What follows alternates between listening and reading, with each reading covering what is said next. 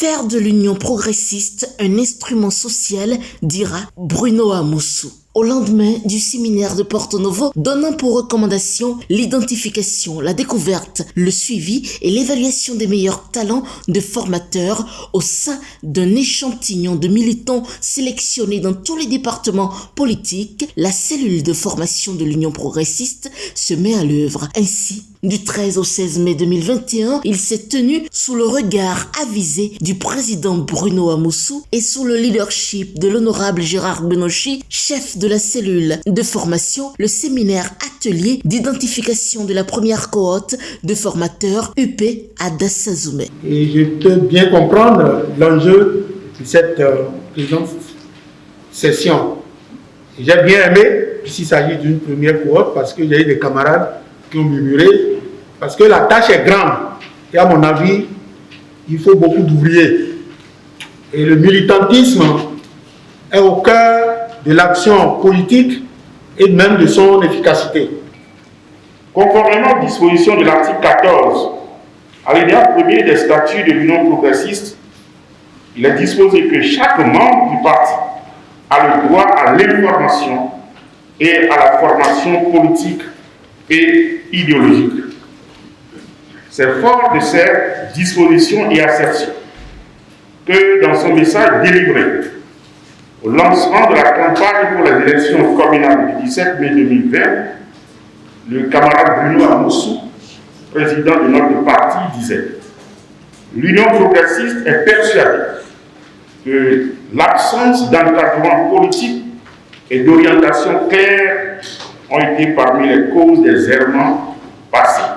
Nous espérons qu'à la fin de ce séminaire, le parti disposera de la première cohorte de formateurs sur lesquels appui sera pris pour le lancement des formations à l'endroit des militants toutes catégories confondues qui sont largement demandeurs. Les plus talentueux parmi vous constitueront demain le corps professoral de l'école de formation du parti. Si vous voulez transformer une société, encore faut-il la connaître.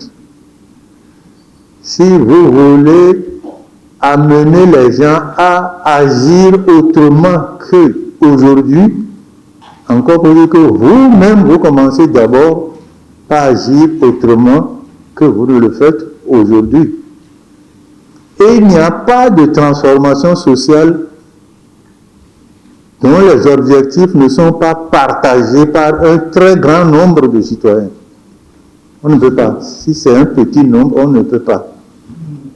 Et c'est pour cela que nous voulons progressivement constituer au sein de notre parti une armée de formateurs, c'est-à-dire des personnes qui non seulement ont une connaissance approfondie de notre société, de nos valeurs, mais sont en mesure de les transmettre, sont en mesure d'animer des réunions de partage de ces valeurs et de ces objectifs pour que nous offrions à notre pays, à notre peuple, la possibilité de se transformer.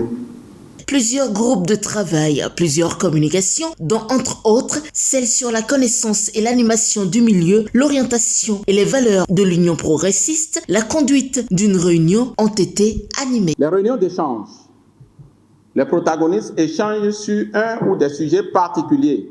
À l'instar du débat, chaque participant peut émettre un avis, poser des questions, proposer de nouvelles pistes de travail.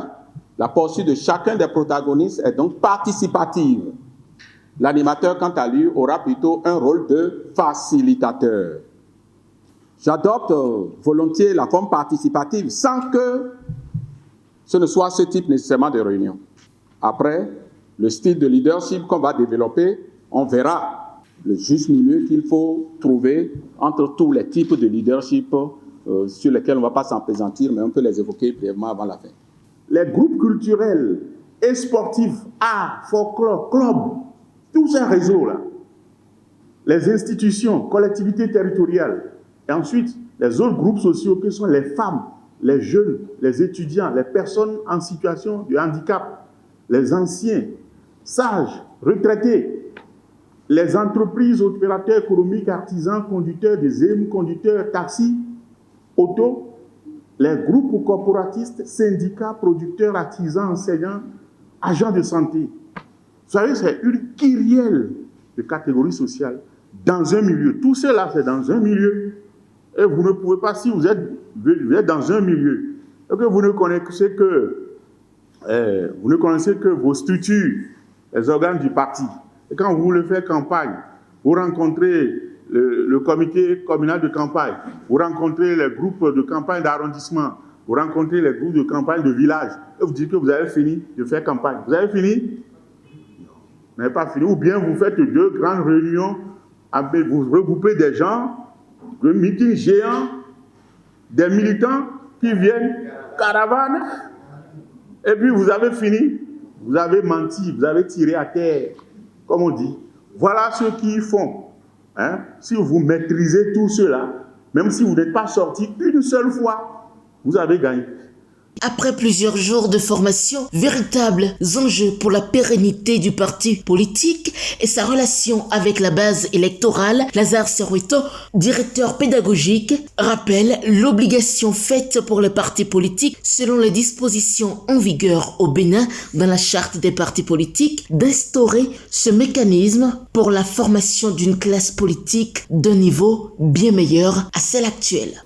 La pérennisation d'un organisme dépend de la reproduction au plan symbolique, au plan des savoirs, au plan des compétences, au plan, une reproduction même physique de cet organisme. Donc, il y a toujours un besoin, et dès qu'un militant entre dans un parti, il y a un besoin de faire renaître ce militant, et en naissant de nouveau, ce militant perpétue le parti. Et le besoin de formation est un besoin permanent, que ce soit le besoin initial, que les renforcements qui peuvent suivre, et faire en sorte que l'organisme qu'on appelle parti soit pérenne dans le temps et se reproduise dans ses symboles, dans ses compétences, dans sa, dans sa manière de comprendre la société et de gérer la société. Le vote de cette charte, de la charte en vigueur actuelle, donne des obligations aux partis. Et si chaque parti respectait ces obligations-là, nous aurons une classe politique d'une meilleure qualité. On ne peut pas se le cacher. La qualité de la classe politique détermine largement la gouvernance. Véritable satisfaction de la part des uns et des autres, et semble-t-il, les objectifs ont été atteints. Les 4 jours de séminaire passé à Dassa nous ont vraiment satisfaits, puisque nous avons quitté un point A, disons le premier jour que nous avons démarré les activités à Dassa. Et on a constaté qu'on est devenu des personnes modifiées, des militants transformés. Félicitations à toute l'équipe qui a participé à ce séminaire, parce que laisser ces préoccupations pendant 4 jours et même pendant des jours ouvrables n'est pas facile pour tout le monde. Un nouveau départ de toute force avec pour base un préalable absolu dont a fait cas le patriarche Bruno Amoussou, qui n'a pas aussi manqué de saluer l'implication des participants. Il sera suivi de l'honorable Gérard Benochi, chef cellule formation, qui annonce la prochaine étape. Nous doter d'outils nouveaux, d'outils qui nous permettent de nous connaître nous-mêmes d'abord. Qui sommes-nous? D'où venons-nous? Qu'est-ce que nous sommes? Et les expositions ont permis d'éclairer quelque peu le chemin. Comment pouvons-nous évoluer? De quelle façon nous allons procéder pour atteindre nos objectifs? Toutes ces questions, nous les avons survolées parce qu'il ne s'agissait pas de faire la formation des formateurs. Il s'agissait d'identifier celles et ceux parmi nous qui peuvent assurer la formation.